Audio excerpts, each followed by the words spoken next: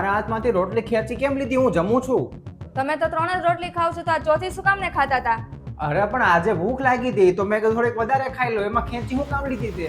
તમે 3 રોટલી ખાવ છો ને તો તમારે 3 જ રોટલી ખાવાની, અને હવે અત્યારે તમે અડધી રોટલી વધારે ખાધી છે ને તો રાત્રે અડધી રોટલી ઓછી મળશે, બરાબર? મનીષા પાણી આપજે ને. આલ્યો. અરે આ હું અડધો ગ્લાસ જ તે પાણી, તો મને આખો ગ્લાસ દે. તમે અડધો ગ્લાસ પાણી પીવો છો એટલે અડધો ગ્લાસ પાણી આપ્યું. આ હું તું રોજ રોજ કરે છો? આજે સવારે રોટલી મારામાંથી અડધી લઈ લીધી, રોટલી ખાવા ન દીધી હરખી રીતે. આ અત્યારે પાણી હરખું પીવા નથી દેતી. જેટલું તમે પીવો છો ને એટલું જ આપ્યું છે, અને છે ને પૈસા ઝાડ ઉપર નથી ઉગતા. આ એક્વાગાર્ડ છે ને એનું બિલ આવે છે, બરાબર? અને જેટલું તમે પીવો છો ને એટલું તમને મળી ગયું છે, એટલે ચૂપચાપ પી લો. મનીષા મને એક વાતનો જવાબ આપતી જા કે આવી બધી વાતમાં તો હું લેવા કંજૂસાઈ કરે છો?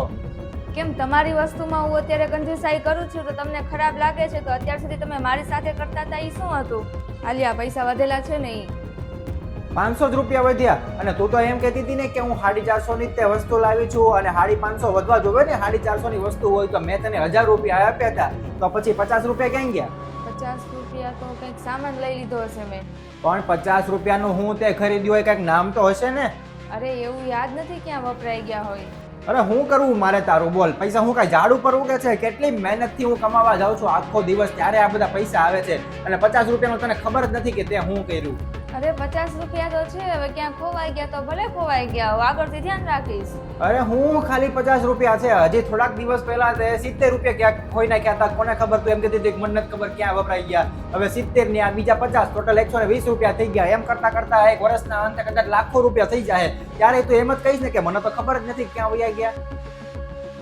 થોડોક તો હિસાબ રાખવો જોવે ને. પૈસા કઈ ઝાડ ઉપર ઉગે છે? હવે પણ ઘઉંના તો પૈસા આપો, ઘઉં ખાલી થઈ ગયા છે.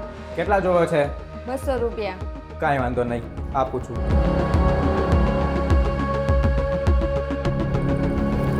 ભલે આ ટોટલ 80 રૂપિયા છે, બાકીના તો 120 તારી પાસે છે તે ને. આજના 50 ને ગઈ વખતના 70. ભલે એ જોડીને આમાં લઈ આવજે. હંમેશા તમે ઘરનો હિસાબ માંગતા આવ્યા છો. 10 રૂપિયા ક્યાં ગયા, 20 રૂપિયા ક્યાં ગયા? અરે આટલો બધો હિસાબ કોઈની પાસે ન હોય, અને ઘરના ખર્ચા જ એટલા હોય છે ને કે કોઈને ખબર જ નથી પડતી કે એટલા પૈસા ક્યાં વયા ગયા હોય. અને મોટો હિસાબ હોય કે 5000 નો, 10000 નો તો વાત અલગ છે. 10-20 રૂપિયાનો હિસાબ કોણ રાખે? અને ક્યાંક વાપરવા જોતા હોય તો વાપરી નાખ્યા હોય. તમારી સાથે મેં એક દિવસ આવું કર્યું તોય તમે કંટાળી ગયા. તો વિચાર કરો, તો આપણા લગ્ન થયા ને ત્યારથી હું આ સહન કરતી આવું છું, તો મને કેટલી તકલીફ પડી હશે. સાચી વાત છે મનીષા, અને મને માફ કરી દેજે, મારી ભૂલ થઈ ગઈ. અને કદાચ આજે તે મને આ અહેસાસ ન કરાવ્યો હોત ને તો મને ક્યારેય ખબર જ ન પડે કે હું આવું કરું છું એમ તારી સાથે.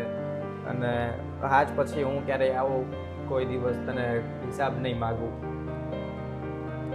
મારી ભૂલ થઈ ગઈ. અને મને એવું લાગતું હતું કે હું આવા નાના નાના હિસાબ રાખીશ ને તો ધીમે ધીમે કરતાં આપણે બચત કરતા રહીશું અને આપણે પાસે બહુ મોટી બચત થઈ જશે. પણ મને એ વસ્તુ ભૂલાઈ ગઈ હતી કે આપણે ઘરમાં આવા ખર્ચા તો થતા જ હોય છે રોજે રોજ.